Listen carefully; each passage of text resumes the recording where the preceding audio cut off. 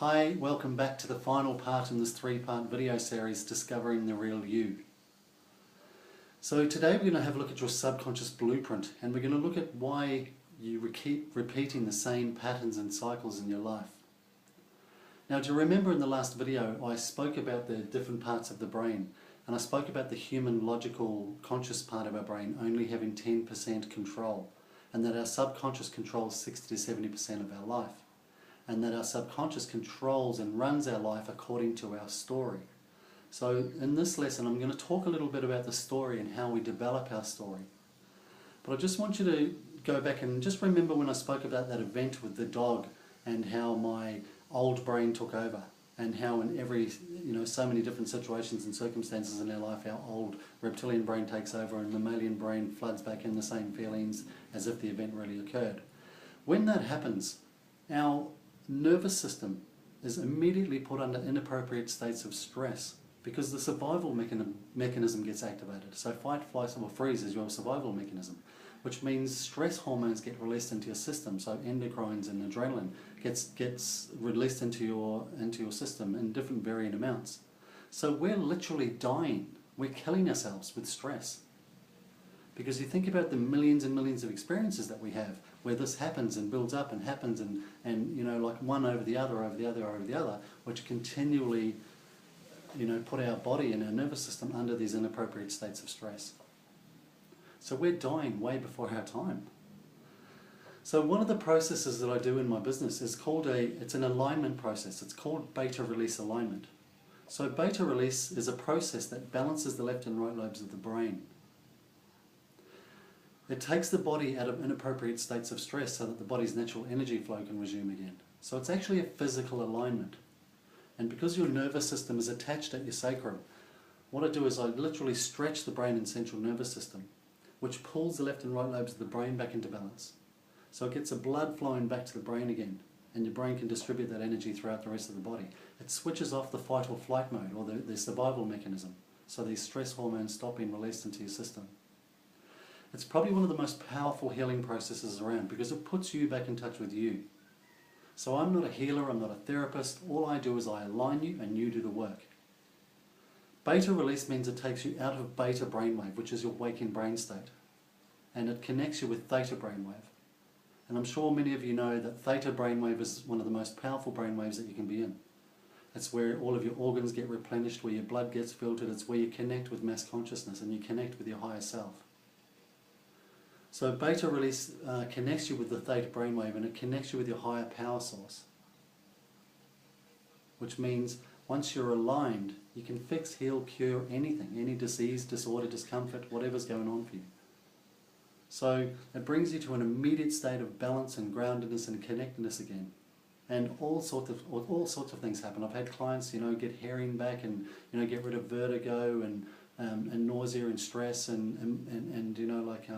trauma, and all sorts of things can happen. It's different for every human being, every person. But it's a really, really powerful healing process, and I love it. So let's have a look at the subconscious and how we develop our subconscious story.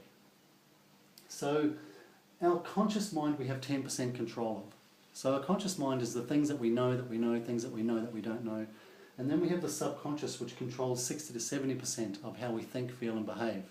And the subconscious is all about the things that we don't know the things that we know that we don't know.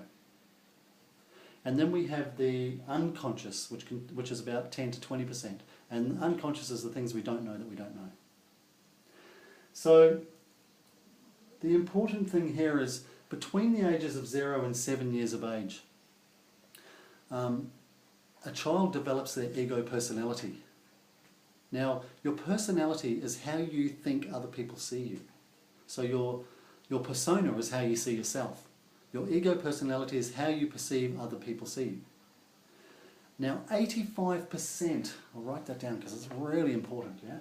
So 85% of your ego personality is fully developed by the time you're 8 years of age. So this actually includes the 7th year, so we say 8 years of age. So 85% of your ego personality is already developed by the time you're 8. So how many of you recognise acting like 8-year-olds when you don't get your own way at times? I certainly do. Now, the important thing to understand here, yeah, is a child doesn't even have an intellect until 8 years of age. A child doesn't even start to develop their intellect until 8 years of age. So between 2 and 7 years of age, a child's in theta brainwave. Now, theta brainwave, like I said, is one of the most powerful healing brainwaves that we can be in. But it's also known as twilight reverie. So twilight reverie is where, you know, there's no difference between real and imaginary. So, you know, when a child's riding around on a broomstick, pretending it's a horse, to a child, they're not pretending. To a child, it's a real horse. Yeah? And when a child's having a little tea party and they're making little mud pies and mud cakes, they're not mud pies to a child, they're real cakes. I know, I've got a little daughter who kept trying to get me to eat them, yeah, when we're playing tea parties. So twilight reverie, there's no difference between real and imaginary. And there's no intellect. I remember when I was a little kid, and I used to love playing cowboys and Indians, you know, and I was always the Indian. I love Indians, I love American Indians. I used to, you know, have a real connection and fascination with them. And so I'd be, you know, like I'd be hiding behind trees, and I'd have my little bow and arrow, you know, like, and you know, looking out for the cowboys, and, you know, I'd hide behind logs and trees, and to me it was a real scenario, you know, like I was a real Indian. There was no make-believe, there was no pretending. I was a real Indian, and I was really looking out for these, you know, cowboys, for John Wayne and Custer and whoever else my friends were playing. So it was a real scenario for me. There's no difference between real and imaginary. Now, the important thing about that is, because a child's in theta brainwave and they have no intellect, a child equates everything to love. Everything's about love. So this is where we develop our subconscious stories, is between this age of 2 and 8 years old, 2 and 7, including the 7th year. We develop our subconscious story, which is where our subconscious starts to run our life according to our story. Now, let's say, for example, dad's away at work all the time. So a child doesn't distinguish or intellectualize, oh, dad's at work because he's trying to, you know, provide a better life for us. He works hard because he, you know, he wants us to have more than he does, or than he did growing up. A child just goes, where's my dad? Why doesn't my dad want to be around me?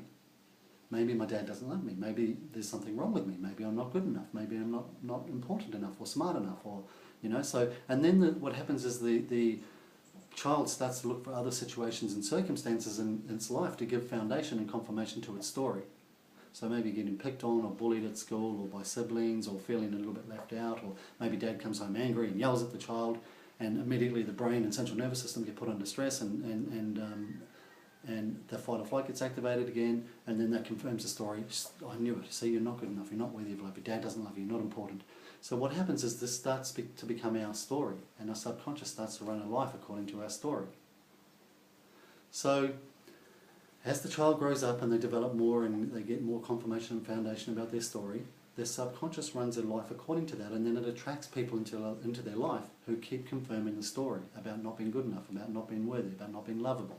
So now consciously you think we'd be doing exactly the opposite. Consciously we're going, I'm going to find somebody who's completely different to my dad. I'm going to find somebody who's there for me, who knows how to look after me, who knows how to, you know, who knows how to be there and nurture me and love me, and completely different to my dad. But your conscious only has 10% control. Your subconscious is controlling 60 to 70%. So your subconscious has already filtered through hundreds of applicants and gone, bing, that's the one, according to your story, and you according to their story. Because it's running the show.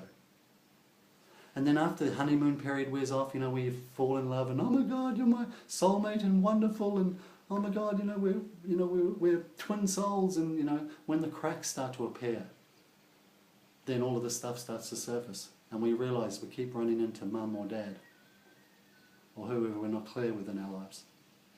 Now, every human being has a subconscious story. Everybody has a story. Some people have a great story. I had a friend who had an amazing story. Mum and dad did everything for me. Yeah, they fed me, they clothed me, they gave me the best clothes, best schools, you know, they loved me, both had an amazing relationship, and he kept sabotaging his life, and he had no idea why.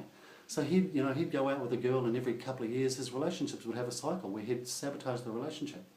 He had businesses, and every time he started to get anywhere near as successful as his parents, he'd sabotage the business.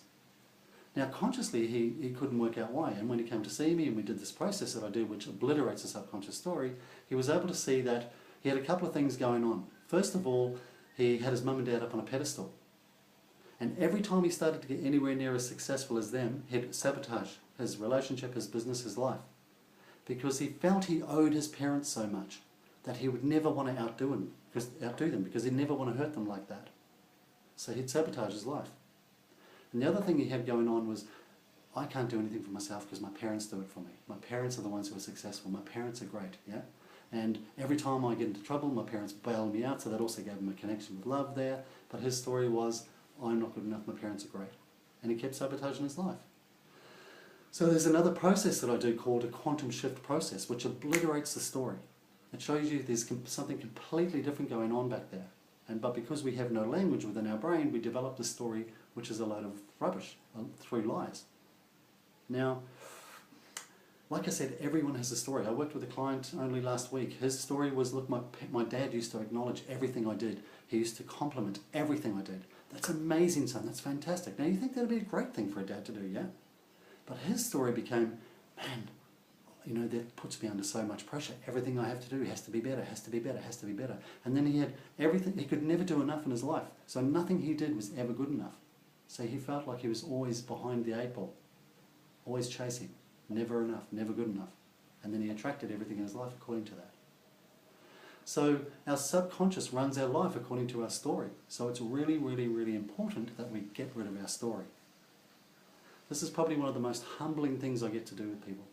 I work with a lot of sexual abuse and a lot of grief and people who have, you know, perceived trauma in their life, and I help them clear in one session what they've been carrying for years and years and years and years, well, since being a child.